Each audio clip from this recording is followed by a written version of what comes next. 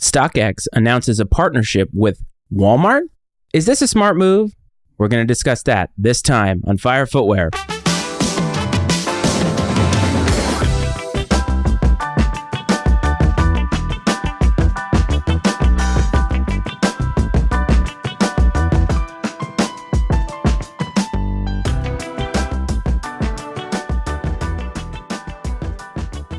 Welcome back to Fire Footwear, everybody. As always, this is your host, Matt Frates, and I hope that this finds you well. I want to thank everybody, as always, for coming to this podcast. It means a lot to me that you support me in any way that you do, because let's face it, in the content game, it's not easy to get support, so a big thank you.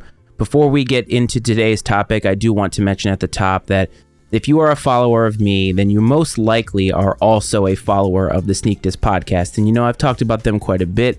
I've been on their show before, and I've become sort of friendly with Greg outside of content creation. And he posted yesterday about a situation of a family that they are very close with. A boy that he coached on his son's soccer team. That boy's sister, 3 years old, passed away due to, from what I understand, complications of heat and other things that happened. I don't know anything else besides that, but what I do know is that we need to support people that support us. And Sneak This has not only supported me as a creator, but I think they have supported sneaker culture in many ways by giving you nearly 9 years of free content, always being there, always willing to discuss things, and they've never really asked anything of you. So if you are following them on Instagram, can you please hit them up and help and donate whatever you can to help this family get through what is just an unimaginable tragedy. I can't even imagine what that would feel like, having a son of my own. Can't imagine it. There is no word for it. So if you follow me, please go there and support in whatever way you can. Even if it's just sending love, even if it's just sending $1, it doesn't matter. Any help will be greatly appreciated. So we talked about StockX at the top of the show, partnering with Walmart. This is something that's sort of been lying under the radar a little bit in the sneaker world, and it's been interesting as to why. I think that this is one of those business topics in the sneaker world that sort of doesn't get talked about a lot, except for maybe on a few platforms and maybe even by a few people. I'd like to think that I'm one of those people, but like I always am, I'm very general in how we discuss things here. If you want to go for more detailed analysis of the business side of sneakers, Sockjig is your man for that, because he is doing really unparalleled work. But I saw this and started to think about it. And when I saw this announcement of a partnership, I dug a little bit and realized that what StockX is hoping to do is have some of the shoes that are available in their collection, StockX's collection, be available and sold in Walmart brick and mortar stores. And that doesn't seem like a crazy idea when you think about it on the surface. If you listen to the StockX CEO, the idea of this is to heighten the brand, or at least heighten brand awareness for StockX on a larger scale. I think we can all agree that Walmart is probably one of the most highly recognizable brands in terms of stores in this country. I don't know how that translates worldwide. I would assume that there is at least a tangential awareness of Walmart worldwide. But when I think of, quote, great American businesses, I say that in quotes as almost an ironic statement, but when it comes to recognizable American businesses, I think Walmart is really near the top. And so if you're looking to get some semblance of brand awareness that is expanding, partnering with Walmart really isn't the worst idea. But let's think about it in terms of sneakers for a second. Sneakers really, despite how popular they have become throughout the world, I think they're still considered a niche commodity. In the grand scheme of everything that we do, think about how many people you know love sneakers. Now, obviously, if we're listening to this podcast or any other podcast, we know people who like sneakers, wear sneakers, and are enthusiastic about them. But when you go outside of those groups, when you peel yourself away from the echo chamber that is sneaker culture, how many people do you meet that actually are aware of this disease that we all have in wanting to collect sneakers, wear them, love them, all that stuff? I think it's actually not as prevalent as we may think. I know when I go someplace, I get asked a lot about my shoes, but not from a place of them recognizing the shoes that I have on. I don't get that many compliments. I don't get people recognizing what I have. It really comes down to, oh, I've never seen anything like those before. Where did you get those? And that sort of opens up an entire Pandora's box of how do I answer this question? because there really is no answer for this question. And so StockX is obviously part of the sneaker culture in a way that is interesting and I think divergent from what Walmart is looking to accomplish. So let's think about this for a second. When you talk about consumer bases, demographics that are being targeted by these brands, I think that StockX and Walmart are really representing two different consumer bases within the American economy. Walmart, for all intents and purposes, is seen as affordable. It's seen as accessible. When we think about running out to get something that we need, an essential, let's say it's something from a first aid kit or some toothpaste or what have you. Many times, if we have a Walmart nearby, we may find ourselves going there because we're going to get probably some of the cheapest prices around. Now, everybody has their brands that they're loyal to, so probably a lot of people are thinking, no, I would go to Target for that, and that's fine. I mean, that's not really what we're talking about here. But I think Walmart is seen as affordable. I think that it's seen as accessible in the sense that no matter where you fall in the socioeconomic range in this country, everybody should at least be able to get something and buy something at Walmart. What does StockX represent? Well, StockX represents what I think a lot of sneaker culture hates, unless, of course, you're a reseller, and that is the scalping of sneakers. And scalping really includes high resale prices. One of the biggest complaints that sneaker culture has had over the many years that StockX has been around is the fact that now sneaker releases are ruined and sneaker accessibility is ruined because so many people are using what they consider nefarious methods to get shoes so that they can resell them. And while there are multiple places where people can resell sneakers, there are really two apps or avenues that people go to right away. And you're either a StockX person or you're a GOAT person. And so StockX represents a consumer base that theoretically has a lot more disposable income. Because if you're going to go on StockX and you're going to buy a shoe that costs you $1,000 when it retailed for $170, that's having disposable income. And that really is counter to, I think, what Walmart is looking to achieve by their pricing, the range of products that they have. It's not a shot at Walmart to say that many of the products, and you talk about the brands that they have within their store, are mid to lower level. It's just the nature of what they're looking to accomplish by what they provide. You're not going to go into a Walmart and find a Louis Vuitton purse. You're just not going to. If you do, you may actually find a fake one. But the entire point is that you're not going to find luxury brands there. You're going to find recognizable brands, affordable brands, and accessible brands. And StockX now inserting themselves into this consumer base is fascinating because StockX in and of itself, I don't believe, is seen as accessible or affordable, because mostly what people go to StockX for is getting something after retail has happened and they're paying a higher price. Now, not all the time, but I think at least the perception of what StockX is about high retail prices. And that's not in alignment with what Walmart is looking to do. And so that leaves a lot of questions for me. The first question being, how is StockX going to legislate where these shoes go? Obviously, there are a ton of brick and mortar Walmarts around the entire country.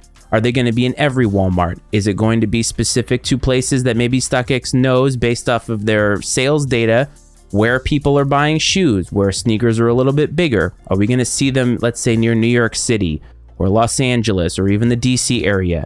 Or are they going to be in the middle of nowhere? Because if you think about brand awareness, you're trying to get your brand to places that people already don't know about your brand.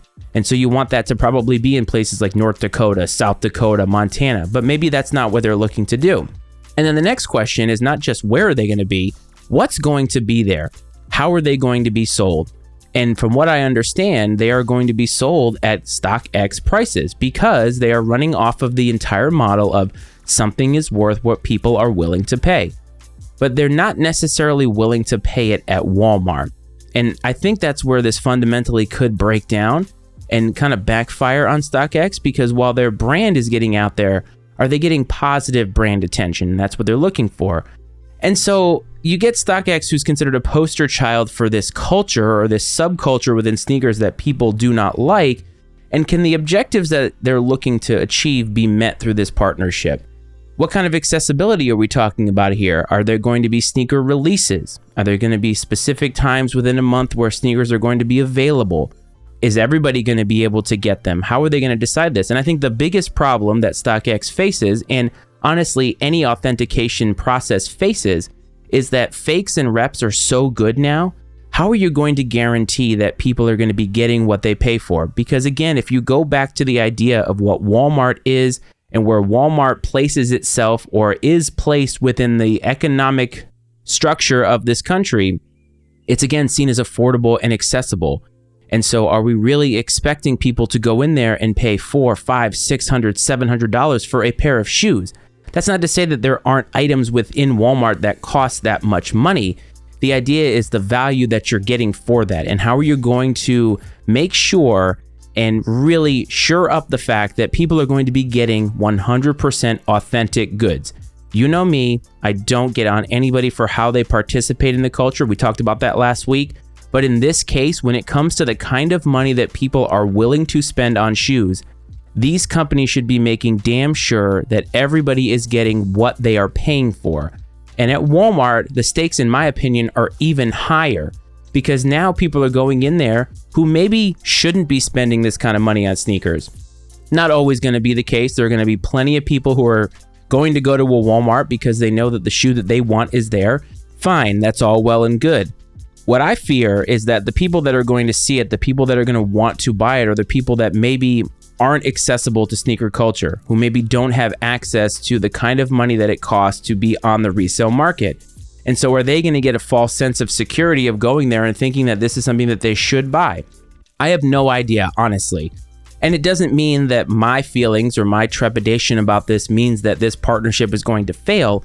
It's just an interesting look at the business because StockX is making a move like this because I have to think behind closed doors to every man and woman on that board, they must be feeling the heat of the fact that resale culture is not what it was. And while I've made the argument that resale culture is necessary for the future of sneakers, it doesn't have to be as crazy as it was during the pandemic. It can be something a little bit more muted. But if you are at StockX, you are its CEO, your entire livelihood is based off of resale being as big as possible because your bottom line continues to get padded and padded. And so when I see this, I think to myself, I think StockX might be panicking. And they might be panicking because they're not seeing the kind of revenue that they were generating. But if they do business in a way that is on the up and up, if they are giving people opportunity, they are being transparent about their pricing models and everything, they can still maintain a business because people are going to sell shoes on their marketplace no matter what. And I should also be clear that StockX sells a lot more things than just sneakers. It's become almost like an entire repository for scalping in general for hot items. So it's not just sneakers, but I think sneakers were their bread and butter, and I think they want to continue to be associated with that. So I think it's interesting, but I'd love to know what you think about it. But before we get to the end, let's talk about the release of the week.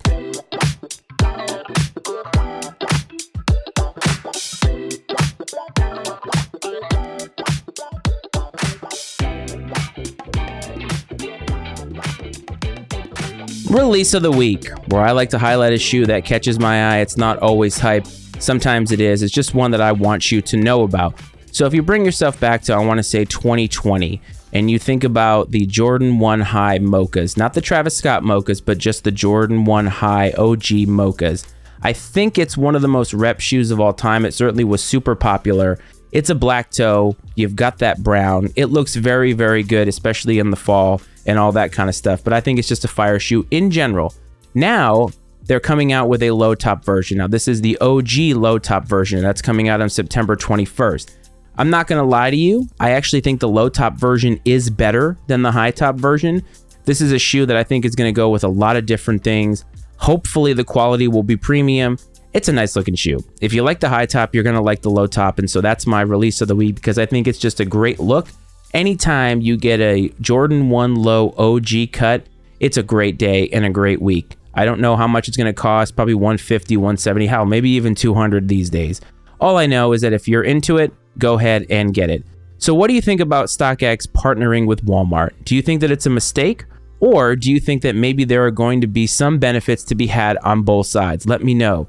Call the Fire Footwear voicemail line, area code 202-643-9170. And I want to remind everybody that that is a US number for all my international people out there. You can follow me on TikTok. You can follow me on Instagram. The handle for both of those is @FireFootwearPod.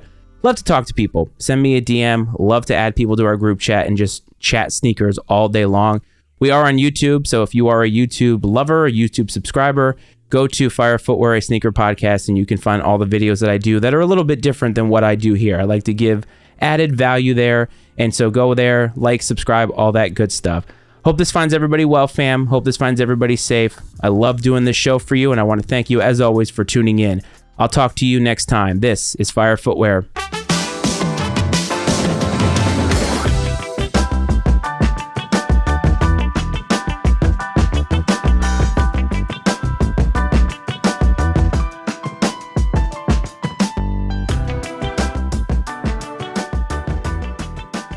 The opinions and viewpoints expressed on Fire Footwear are those of Matt Frates and his guests, and not necessarily those of the Matty Ice Media Network.